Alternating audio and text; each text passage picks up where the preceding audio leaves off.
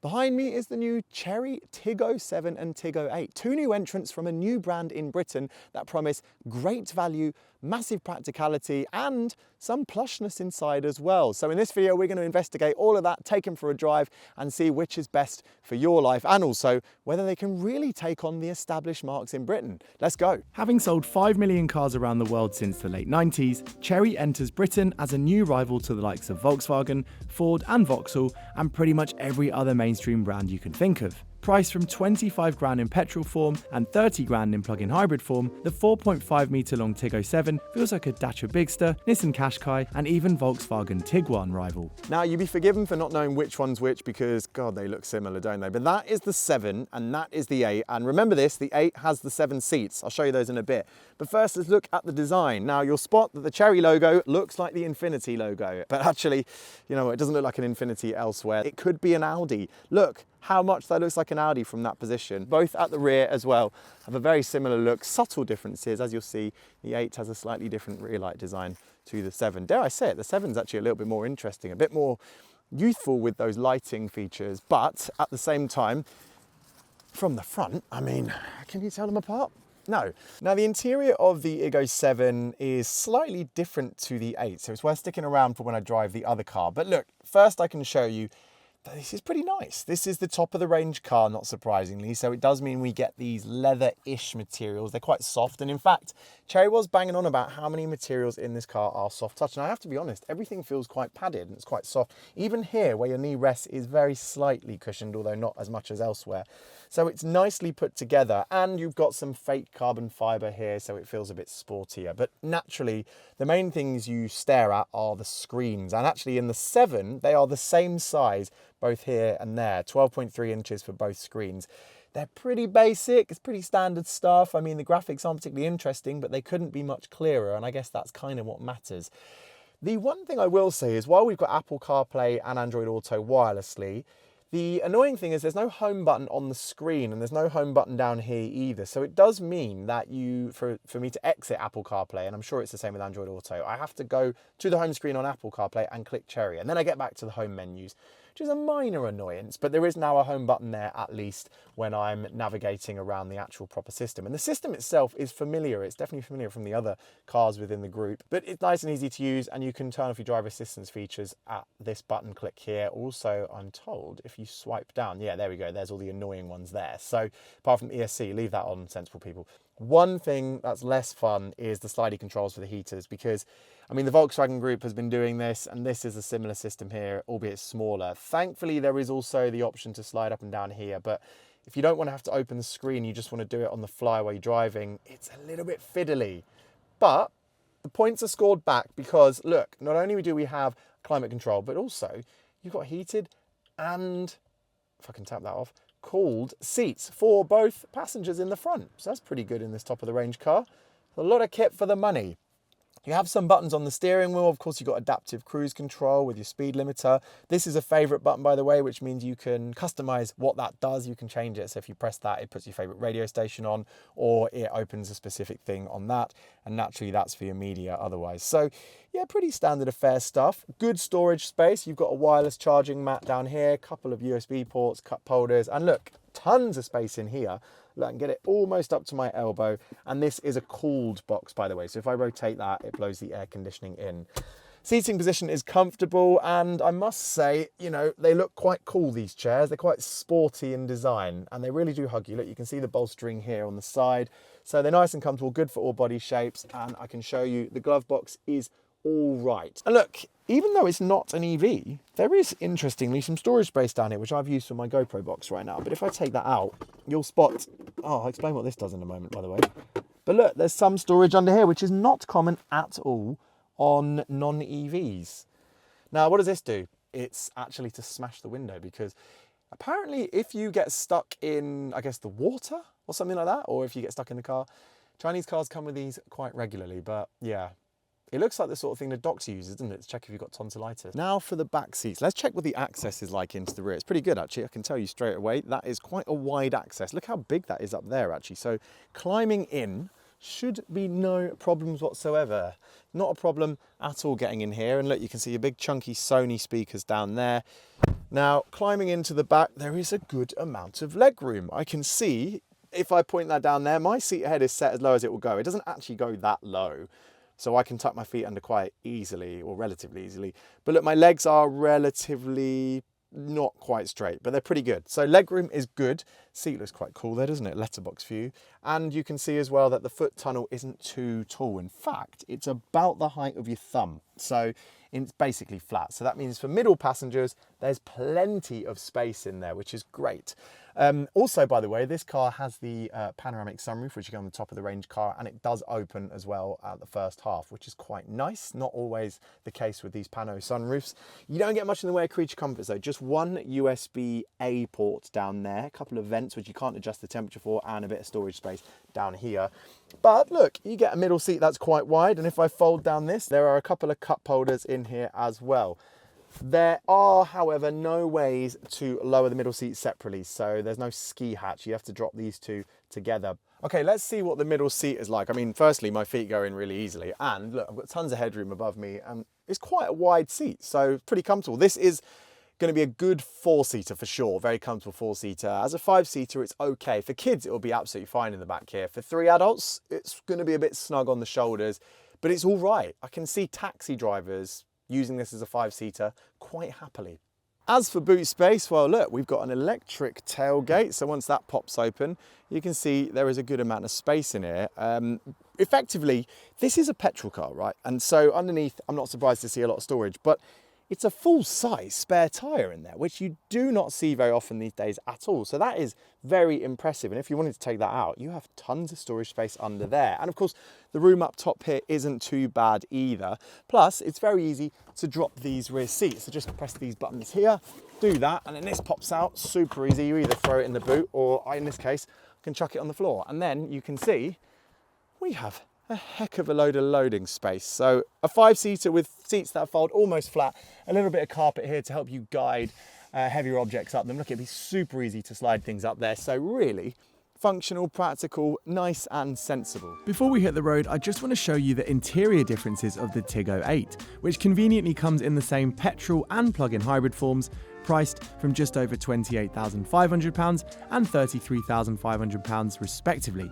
But as a rival to the MG HS, Kia Sorento and Skoda Kodiaq, this 4.7 metre long SUV gets a 15-inch main infotainment screen in an otherwise pretty similar front interior, as well as an extra row of seating in the boot. Right, now for the back seats of the Tiggo 8. If you see here, look, there's tons of space to climb in there, so access is very, very good in this car. The seat ahead is set how I like it, and therefore it's not actually going to be as easy, you know, many other people would have their seat probably higher and further forward, but I've still got a good amount of legroom, although because the floor has, I presume, some batteries in it, my feet are a little bit higher in this car, so that's why my leg is actually not, I think there was more legroom basically in the 7. In the 8, I'm very slightly more cramped, but we're not talking by much. I mean, it's still a pretty comfortable place, and I'm just under 6 foot, so that's a pretty good amount of legroom. And the floor tunnel down here is pretty low, so again, for middle seat passengers, that shouldn't be an issue. Now you'll spot we actually have heated seats in the back of this Summit Tiggo 8, which is quite cool to go with the event, and a tiny bit of storage down here, but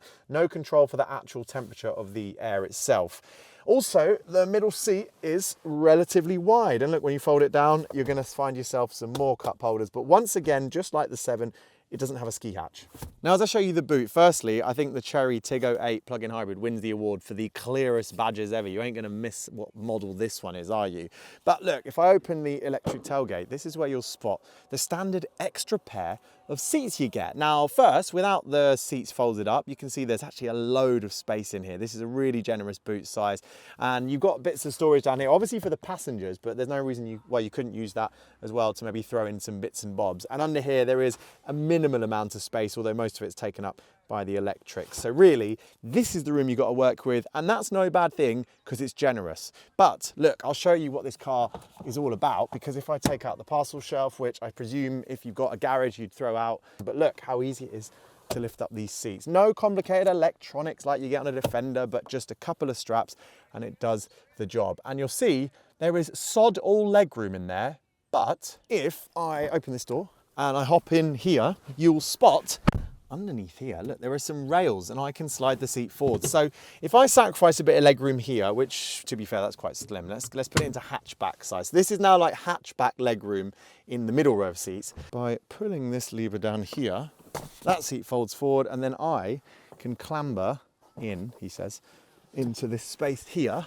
So let me capture that view here. Look, that is just under 90 degrees of angle there. So for an adult, it ain't comfortable, but do you know what? This space is clearly for kids, and for kids, it will be fine. So both of these Cherys are practical in their own ways, but how do they drive? Well, first we're in the Tiggo 7 with the turbocharged 1.6 petrol engine, and then we'll try the Tiggo 8 with the 1.5 plug-in hybrid setup. It's my first go in a Chery at all, so I am officially popping my Chery.